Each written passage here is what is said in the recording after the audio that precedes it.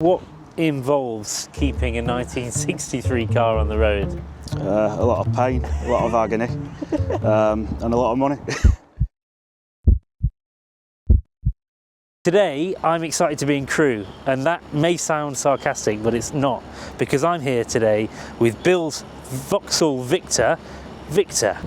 Think of it as a blend between American styling and British engineering, but before you snigger about British engineering, this is a car that really put Vauxhall on the map. As always with Resto Revival, you're here for the full story, so this is not just a Vauxhall Victor, and today we're going to discuss all of that and more. Welcome back to Resto Revival, my name's Will, let's get into it.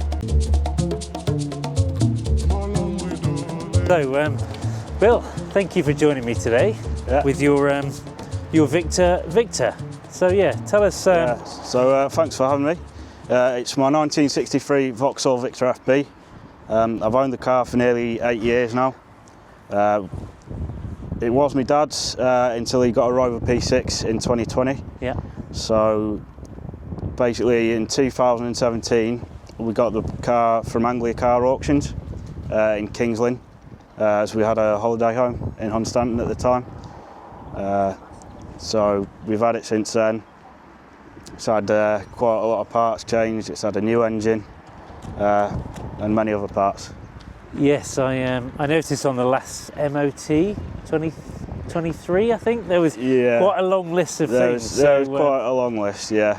Yeah, so we'll get on to what you've done, but why the Vauxhall Victor? Why 1963 Vauxhall Victor? Well, me and my dad, we've just always loved cars from this era. Yeah. I've been into classic cars since I was a kid. I mean, these are quite old for a lot of people's tastes now, but when I was a kid, they were only 40 years old, cars of this era. And obviously it's the sort of car that was around when my parents were growing up, so. And that sort of love for older cars has never wavered then?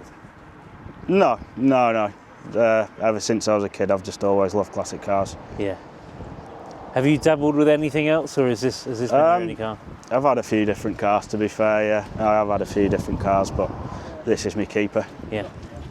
Yeah, because you said your dad had this for how long? For about 3 years before I got it. Yeah. So in 2020, I got insured on it, and I was just driving it around all the time. So when he got his Rover P6, eventually he gave the car to me. Nice. So. And you said yourself you're not getting rid of it. You're not. No. I plan on keeping it forever. Yeah. That's that's the plan anyway. So. Yeah. Great. So yeah, talk us through what involves keeping a 1963 car on the road. A lot of pain, a lot of agony, and a lot of money. Good. But it's worth doing. Yeah. So it's on its second engine? Well, we've put an engine in it. Right. How many engines it had prior to us getting it, I'm not sure. Okay. Were they unreliable engines? No, I don't think so really. They go all right. The engine that it's been in it for now has been in it for about 5 years. Yeah. I just think with the age of the car, they get replaced. Yeah.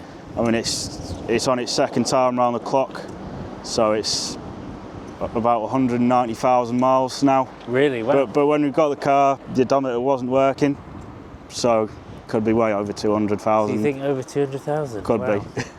I mean, it's obviously not a surprise to be on that many mileage given the age of the car. No. But well, it's had 62 years to do it nearly. Yes, exactly. So it's probably behind actually, but it's great to hear that it's been used so much, because many classic cars are on low mileage, and this is equally as impressive as low mileage. Yeah. Well, I use it all the time. I go to every show I can, every car meet I can. So, I've done a fair few thousand miles in it myself. So. Yeah. And you said there's something like 90 of these on the road? Yeah. That's the accepted figure, but it's who knows really. Do you think it's lower? I think higher, but Okay. But I was going to say, it's the first time that I've ever seen one. Yeah. Ever, not even just in the flesh. I don't think I'd ever seen one before. It's rare to see more than one at a show. if you do see one at a show. Yeah. But you know, there's definitely a lot hanging around in garages as well that have just been sitting in garages. So you know, the true number of how many are left, you're never going to know really. Yeah. But as you say, is this your daily then? I was daily in it at one point. I use it quite often. I use it as a runabout, but not every day. So yeah, we spoke briefly about the work that's gone into it then. So Yeah. it's had an engine. What else have you had? It's had an engine. It's had all the brakes replaced. Well, all the bits that could be replaced have been replaced. You can't get all the bits, so. But yeah, all the brake shoes have been changed. All the drums have been changed. All the wheel cylinders have been changed. The master cylinder's been changed. So, but yeah. Yeah, because that would have been my next question, was how easy is it to fix, restore, service a car from the 1960s? This one is quite easy. Yeah, it's. To be fair, how difficult it is all depends on access to the parts. You know, if things are buried in an engine bay, it's a really difficult job. But if you can get to it, it's usually fairly easy. But And how do you find the parts for a car this old? they're not, you can get a hold of quite a lot of the service parts, fuel pump rebuild kits, condensers, HT leads. A lot of the other stuff you have to just find used off cars that are being broken for parts or new old stock. There's no reproduction body panels for these or any real aftermarket support, to be honest. No. But it's doable. Well, there comes a point where it doesn't need to be flawless, does it? You don't want it in a bad state, but No, equally, well, you know, if it was some mint car and it was worth like 18 grand or something, it'd be no use to me. Yeah. I wouldn't be able to enjoy it, I wouldn't be able to use it.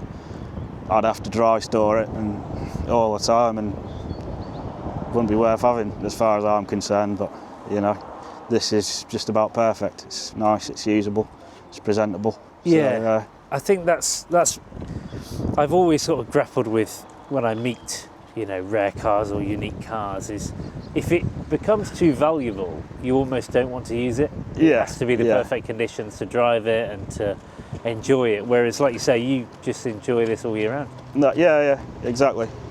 Well, I try not to use it in the winter, but if you leave them standing, you can have issues with them next time you want to drive them. So Yeah. this winter, I'm just going to use it a bit, sort of sparingly, but Yes. Hence why we're stood next to a frozen lake, and yeah. you've Oh, yeah. already had a few looks and a few comments from people. But, Yeah. But I would much rather see this out on a winter's day than sat on a drive. Yeah. It's I like to use it as much as I can, really. Yeah.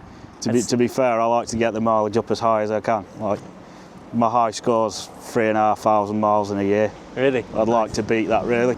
I've had it nearly a third of my life, basically, so I'm quite attached to it now. Yes. Yeah, and that's what, you know, this channel is all about, is finding the cars that money really can't buy. And that's not to say that it's a super exclusive luxury car. It's about what it means to you, that sort of emotional attachment. And yeah, you've clearly found that with the Vauxhall Victor. Oh yeah.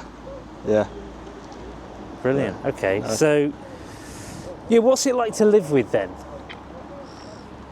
It's all right, really. Yeah. I mean, you can't really drive it on the motorway, but it's very, very drivable still. It's it'll do about 60 miles an hour, so keep up with modern traffic relatively well.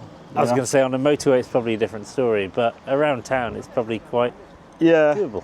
I mean, in terms of motorway driving, it's just if your condenser goes and it breaks down, you don't want to be on the motorway, do you? Really?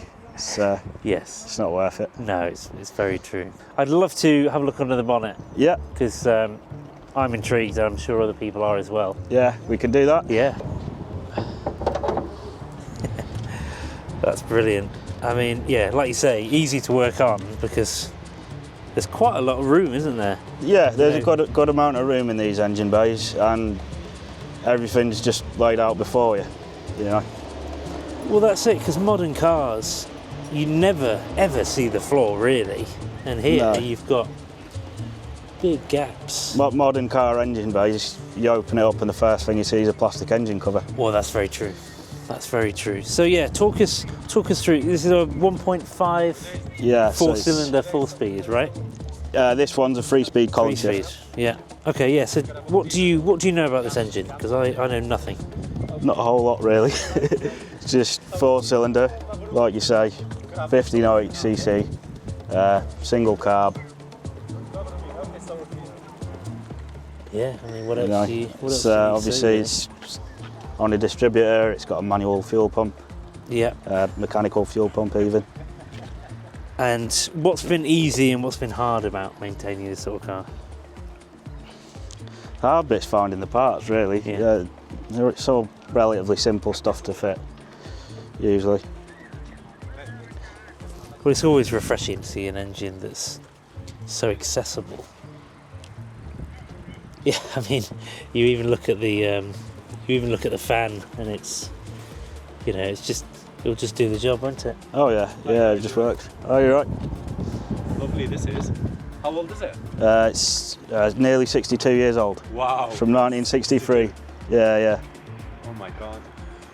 And it's still going, yeah? It's still going, yeah. Yeah. Thank you. Cheers, mate. Cheers. Well, there you go. We need to. We've had quite a few people stop to admire it. I suppose you just don't see it very often, do you? No, it does. It gets plenty of attention all Yeah. the time. Great stuff. Well, I'm excited to drive this. Well, not drive it, but to go out in it. I'm sure we'll get even more looks as we poodle along. Yeah. All right, let's go. All right, sweet.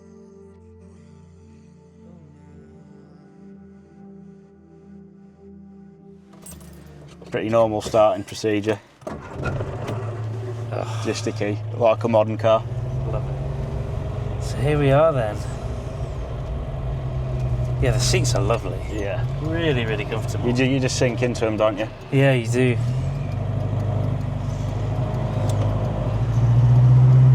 It's always refreshing to be in an older car because there's just nothing inside. No.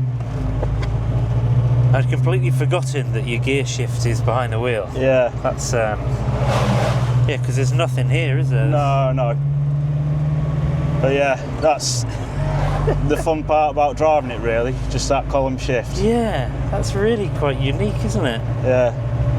And then about 4 buttons and that's it. yeah. That's all you need. Yeah, so what have you got? So you've got speedo, no rev counter, Nope. and then you've got temperature, fuel, and then warning lights for oil, and what's the other one? And it's an ignition light. There you go. So, I mean, that really is all you need, isn't Yeah. it? You know. Well, your rev counters were really a luxury in those days.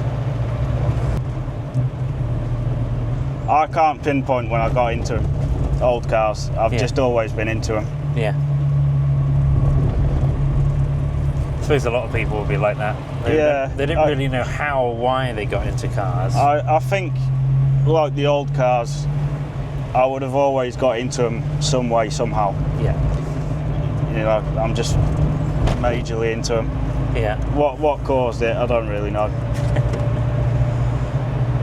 Refreshing to, because you don't have all the modern stuff that a car has. You just focus on the driving. Yeah. You've got nothing else to do. It's just the feeling, isn't it? Yeah. That's, Yeah. very relaxing things to drive. It's a very relaxing thing to just be in. And because it's column shift, it's only got 3 gears. Yeah. Once you're in third, you don't have to shift. Yeah, that's very true. Yeah. This now I can see why you wouldn't go on the motorway in one. Yeah. With 3 gears. Yeah. Well, that's the thing. When you sort of hit 60, you run out of steam because of the gears. Yeah. Yeah. I know people have fitted overdrive gearboxes to them. Yeah. And that increases the top speed by like 30 miles an hour. Yeah. So But yeah, like you say, this is not a motorway car, is it? No, but It doesn't need to be. But if I want to go somewhere far away, Yeah. I still can. I still have done. It just takes me an extra hour, but I'm enjoying the drive more than I would on the motorway. So it doesn't matter when. It doesn't necessarily matter. No. Yeah. You can just imagine windows down in the summer. Oh yeah.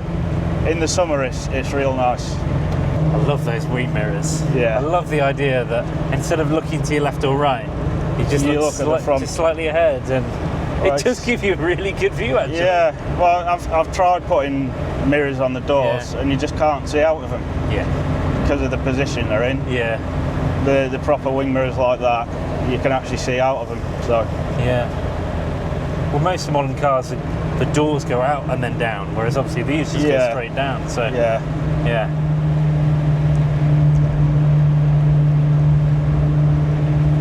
Well, yeah, thank you for taking me out today. Yeah, it's been, no worries.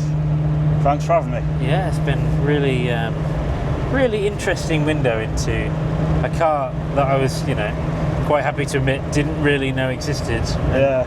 Didn't know any of the history or backstory to it. So I always love learning through other cars and other people. So the Vauxhall Victor, what a charming little car, and it's refreshing to have a car which doesn't have much. It has 3 gears, it has very minimalistic interior, and yet you can drive around and it's charming, it's fun, it's a nice place to be. So what I love, as always, is that this is a car that Bill will never get rid of. It's a car that means too much to him and his family, and I love learning about it. I've loved meeting Bill and Victor, his car. So as always, if you've liked this video, please give it a like.